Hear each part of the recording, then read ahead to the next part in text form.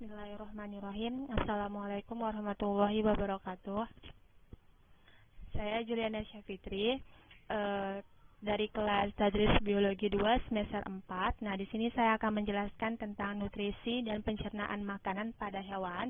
Di sini adalah merupakan tugas dari mata kuliah fisiologi hewan. Nah, di sini saya akan menjelaskan ada dua, yaitu pertama nutrisi makanan dan pencernaan makanan. Nah, oke. Yang pertama kita bahas tentang nutrisi. Nah, nutrisi adalah substansi yang dibutuhkan organisme untuk fungsi normal dari sistem tubuh, pertumbuhan, dan pemeliharaan kesehatan.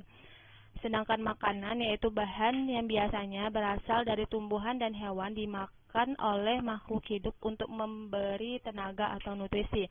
Nah, jadi bisa kita simpulkan bahwasannya nutrisi makanan itu adalah bahan yang biasanya berasal dari tumbuhan dan hewan yang dimakan oleh makhluk hidup untuk substansi yang dibutuhkan organisme sebagai fungsi normal dari sistem tubuh, pertumbuhan, dan pemeliharaan kesehatan.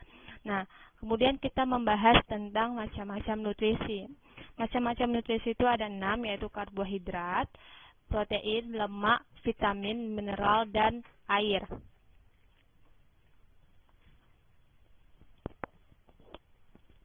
Nah, protein itu ada karbohidrat. Karbohidrat itu adalah sumber energi utama, di mana karbohidrat memiliki 3 macam, yaitu ada monosakarida, disakarida, dan polisakarida.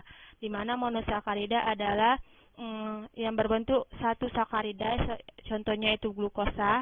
Disakarida yang terbentuk dari 2 glukosa, contohnya itu sukrosa, di mana sukrosa itu berasal dari glukosa ditambah fruktosa.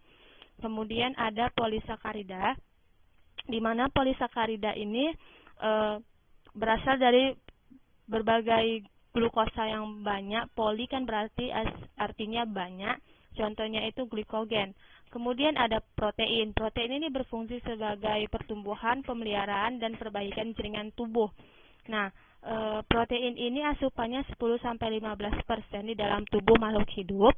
Kemudian asam amino ini yang bentuk sederhananya yaitu asam amino yang disimpan dalam jaringan berbentuk hormon dan enzim. Kemudian kita bahas tentang lemak. Lemak adalah sumber energi paling besar, di mana asupannya 30-40%. Kemudian lemak atau lipid yang biasanya kita kenal dari bahasa biokimianya, lemak yang dapat membeku pada suhu ruang tertentu. Nah, kemudian kita membahas tentang vitamin. Vitamin itu dia adalah yang larut dalam air, yaitu vitamin C dan vitamin B. Kemudian ada vitamin yang larut dalam lemak, yaitu vitamin A, D, E, dan K. Kemudian mineral. Mineral adalah suatu elemen esensial non-organik sebagai katalis dalam reaksi biokimia. Nah, katalis ini adalah suatu reaksi yang dapat mempercepat laju reaksi, namun dia tidak bereaksi. Nah, mineral ini contohnya itu kalsium, magnesium, fosfat, dan lain-lain. Kemudian air. Air adalah yang paling banyak di tubuh makhluk hidup, yang dimana air menyusun 60-70% dari seluruh tubuh makhluk hidup, yang biasanya bersumber dari konsumsi cairan, buah-buahan segar, sayuran, dan air yang diproduksi selama oksidasi makanan. Nah, kemudian kita membahas tentang fungsi makanan. Secara umum, fungsi makanan adalah untuk memberikan tenaga pada tubuh makhluk hidup sehingga dapat melakukan aktivitas sehari-hari. Nah, kemudian saya catat di sini sebagai sumber bahan pengganti sel-sel yang sudah tua, di mana sebagai sumber bahan pengganti sel-sel yang sudah tua ini adalah suatu dari protein, di mana protein kan pemelihara dan perbaikan jaringan tubuh, sehingga sel-sel yang sudah tua, jaringan-jaringan tubuh yang sudah tidak baik akan digantikan. Kemudian mengatur metabolisme dan mengatur sebagai keseimbangan air, keseimbangan asam basa, keseimbangan mineral dalam cairan tubuh. Kemudian kita membahas tentang cara-cara memperoleh makanan. Yang pertama adalah absorpsi melalui permukaan tubuh, yaitu penyerapan melalui permukaan tubuh. Contohnya itu yaitu misalnya cacing pita yang menyerap dari permukaan tubuhnya. Kemudian endositosis, yaitu endositosis terus menyaring makanan. Misalnya itu pada porifera. Kemudian ada menusuk dan menghisap. Itu contohnya itu Platyhelminthes, Annelida, dan Arthropoda.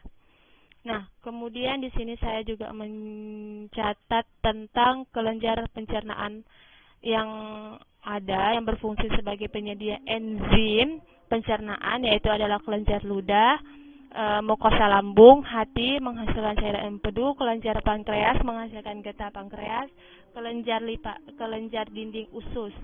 Kemudian ada macam-macam proses pencernaan.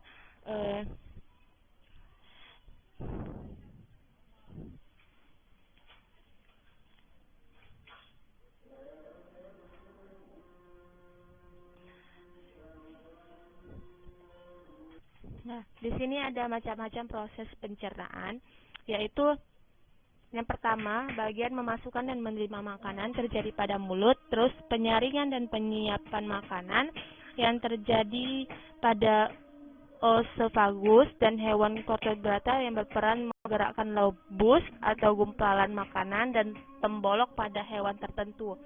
Kemudian ada pencernaan makanan yang terjadi pada lambung dan usus, kemudian bagian absorpsi air dan membuang sisa makanan yang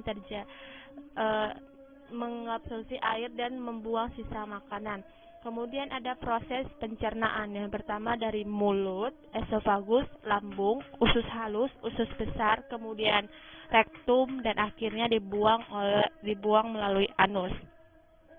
Nah, kita akan bahas tentang sistem pencernaan pada hewan, yaitu hewan invertebrata dan hewan vertebrata, di mana untuk hewan invertebrata saya membahas hanya dua, yaitu cacing tanah dan juga insekta, yaitu jenis belalang.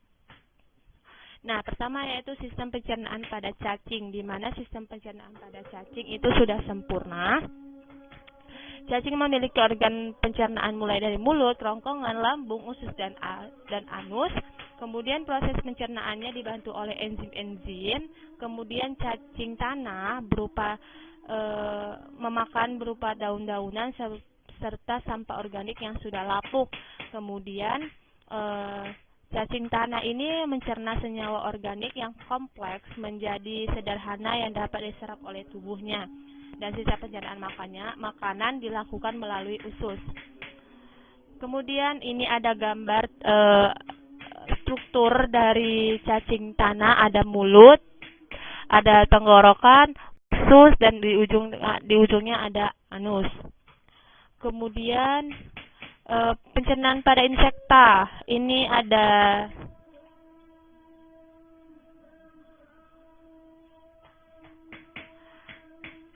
gambarnya, bahwasannya ini ada mulut, esofagus, tembolok. Tembolok ini sebagai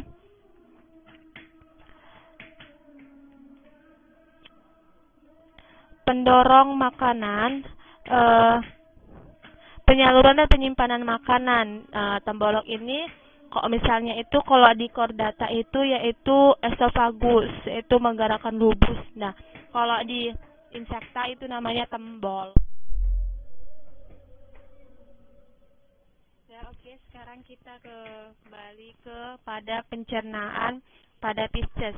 Nah, pada Pisces ini kita sudah masuk pada pencernaan hewan vertebrata, di mana vertebrata yang pertama itu kan dia Pisces. Nah, untuk pencernaan pada Pisces, yang kita ketahui pada hewan vertebrata ini dia sudah sempurna segala sistemnya, baik itu sistem peredaran darah, pernapasan, dan juga sistem pencernaan, di mana dia mempunyai mulut, kerongkongan, lambung, usus, dan anus. Nah, pencernaan pada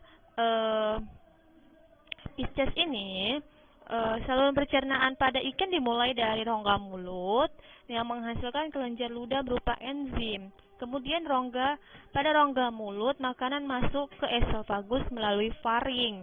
Nah, kemudian dalam kerongkongan makanan didorong masuk ke lambung dan lambung membesar sehingga tidak jelas di mana lambung dan juga usus. Kemudian dari lambung dia akan masuk kepada pipa panjang yang berkelok-kelok, namun dia sama besar. Nah, kemudian pada ikan ini,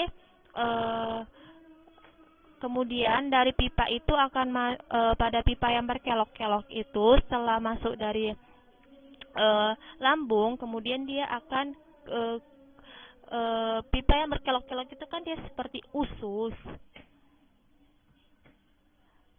kemudian masuk ke usus dan akhirnya dibuang melalui anus. Nah, kemudian kita kepada amfibi, yaitu jenis katak. Nah, apa sih yang membedakan katak dengan yang lain? Hanya pada di sini ada kloakanya itu ya. Di sini kloakanya itu adalah anus, namun disebut dengan kloaka untuk pada hewan amfibi. Nah, sama seperti hewan yang vertebrata pada lainnya, mulut, kerongkongan, lambung, usus, dan berakhir pada kloaka. Kemudian pada reptil. Nah, reptil ini adalah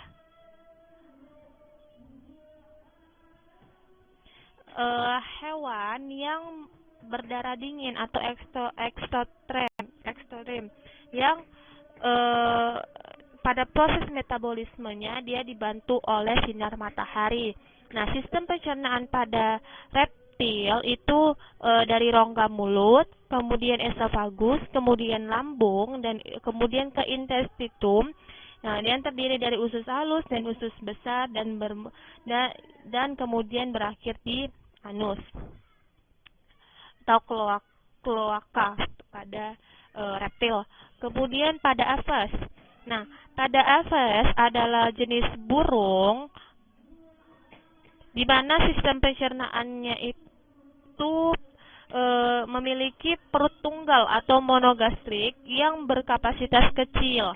Makanan ditampung di dalam crop, kemudian empedal, terjadi penggilingan sempurna hingga halus. Nah, empedal pada aves berfungsi sebagai memperkecil ukuran partikel-partikel makanan.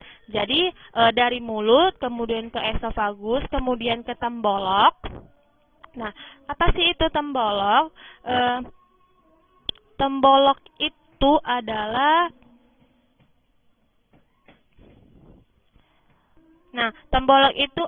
bagian penyaluran dan penyimpanan makanan. Kalau biasanya itu pada hewan vertebrata lainnya itu namanya esofagus, namun pada aves namanya tembolok. Kemudian dari tembolok masuk kepada lambung, kemudian masuk kepada empedal. Nah, di empedal inilah makanan yang dimakan oleh burung diperkecil menjadi partikel-partikel kecil. Nah, kemudian masuk ke usus dan dikeluarkan melalui anus. Nah, terakhir yaitu pencernaan pada hewan mamalia. Nah, kita ini ambil pada ruminansia atau hewan mammalia, yaitu hewan seperti sapi. Nah, hewan ini memiliki perut masam, di mana perut masamnya ini dibantu oleh bakteri dan juga enzim untuk mencerna makanan-makanan yang dimakannya. Nah, bagaimana prosesnya? Yang pertama, urutan proses pencernaan pada hewan mamalia, yaitu pertama mulut, esofagus, kemudian rumen, kemudian masuk ke abomasum, masuk kepada omasum, kemudian balik lagi ke mulut, kemudian masuk ke rektum, kemudian ke usus halus, kemudian ke usus besar, terus kemudian lagi ke rektum dan anus, anus. Nah, demikian penjelasan saya tentang nutrisi dan pencernaan makanan pada hewan. Apabila ada kesalahan dalam penjelasan, saya mohon maaf. Billahi taufiq wal hidayah. Assalamualaikum warahmatullahi wabarakatuh.